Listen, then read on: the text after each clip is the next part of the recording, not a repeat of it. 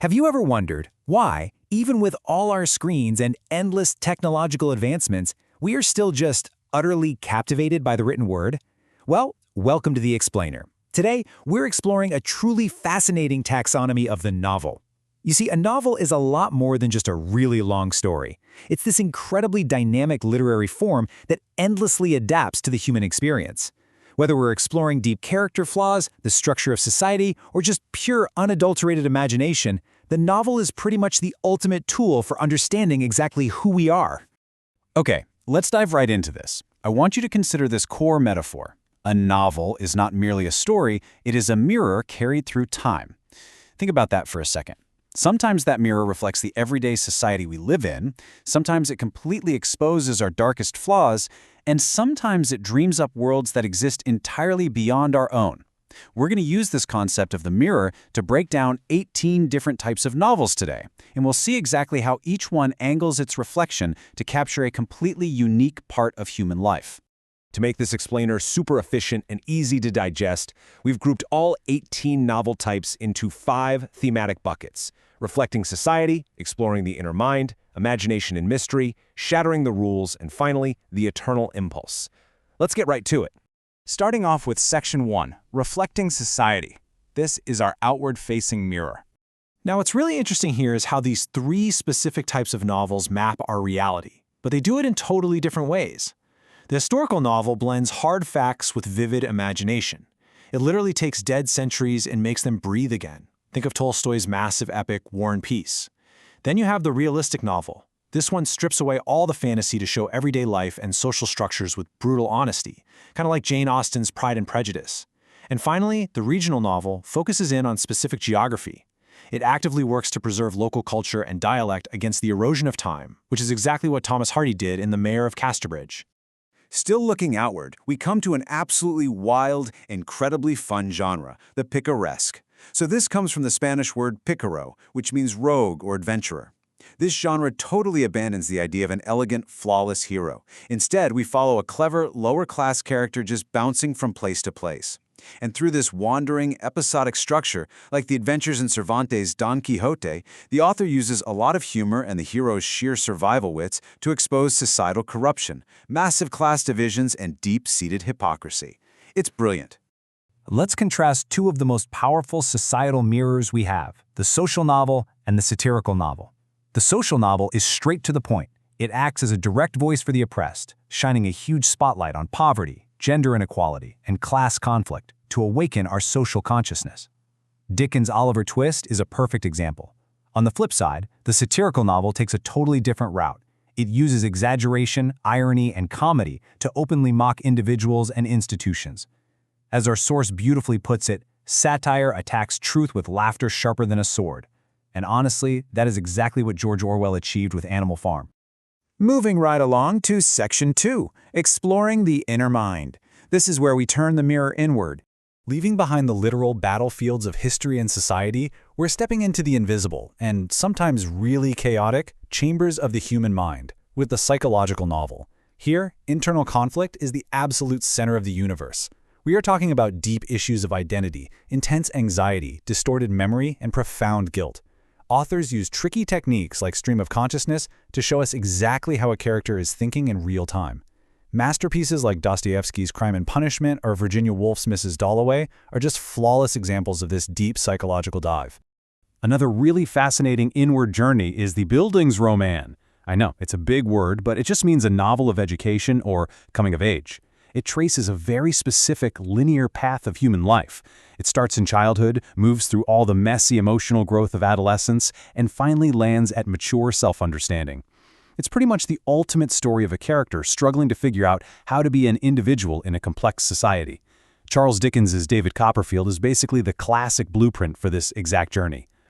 Next up, we have a structural technique that forces us directly into a character's mind, the epistolary novel. This is a story told entirely through correspondence. We're talking letters, diary entries, maybe documents, or, emails and texts in modern times. Because we are reading private, first-person thoughts, it creates this incredible emotional intimacy and psychological depth. You truly feel like you are snooping on thoughts straight from the characters' hearts. Whether it's the intense romance of Richardson's Pamela or the slow, creeping dread of Bram Stoker's Dracula, it is super effective. To round out our look at the inner mind, we've got autobiographical and romantic novels. The autobiographical novel is, of course, heavily inspired by the author's own life, but it blends reality and fiction in a way that feels almost like a memory mixed with a dream.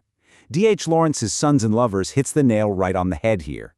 Meanwhile, the romantic novel zeroes in completely on emotional conflict. It explores the profound beauty, the passion, the sacrifice, and yes, the immense pain hidden within human affection. Emily Bronte's Wuthering Heights captures this perfectly.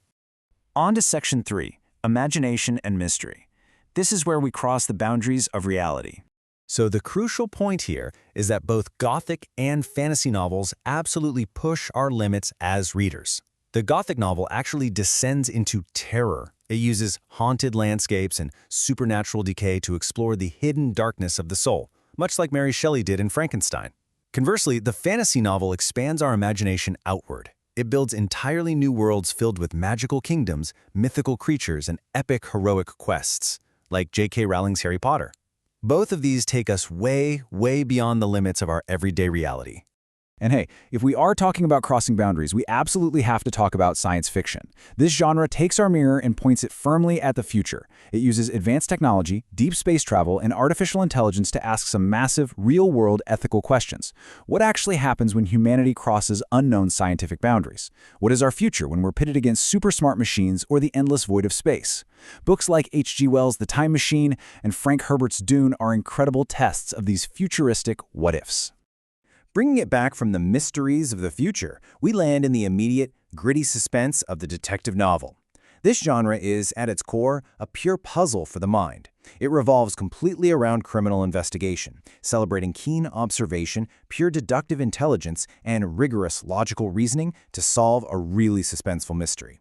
I mean, when you think of a mastermind detective meticulously following clues, Arthur Conan Doyle's Sherlock Holmes is the undisputed icon for sure. To tie off this section on imagination, we have the allegorical novel. This one is fascinating because it literally transforms pure fiction into philosophy. An allegory features a story and characters that actually represent much larger ideas, intentionally hiding deep symbolic, moral, or even political meanings right beneath a seemingly simple narrative. John Bunyan's The Pilgrim's Progress and Orwell's Animal Farm use this imaginative structure to sneak in some incredibly potent commentary. Which brings us to Section 4, Shattering the Rules, the Fractured Mirror. Let's see how this builds historically. After the devastation of the World Wars and just massive rapid industrialization, traditional storytelling basically broke down. Enter the modernist novel. Reflecting a deeply broken global spirit, modernists, like James Joyce in his epic Ulysses, used fragmented narratives and intense feelings of alienation to show a completely fractured human consciousness. But then, taking it even further, we get the postmodern novel. These authors outright rejected the idea of a fixed truth. Using layers of irony and metafiction, books like Kurt Vonnegut's Slaughterhouse-Five mix reality and fiction to question whether reality can ever be truly understood at all. They didn't just bend the literary rules, they completely shattered them. And finally, Section 5, the eternal impulse, the core thread that unites every single one of these. We've looked at literal battlefields, the invisible and messy chambers of the mind, and completely shattered realities. And it all comes down to this. The novel is one of the absolute richest forms of literature because it constantly, endlessly adapts to our fears, our joys, and our revolutions. Yet beneath every single type we've covered today lies the exact same eternal impulse, to tell the story of what it truly means to be human. So, I'm going to leave you with this final provocative thought. Of all the 18 types of novels we discussed today, which mirror reflects your humanity best? Are you a hardcore realist, a passionate romantic, or perhaps a postmodernist questioning reality itself right now? Let me know your thoughts down in the comments.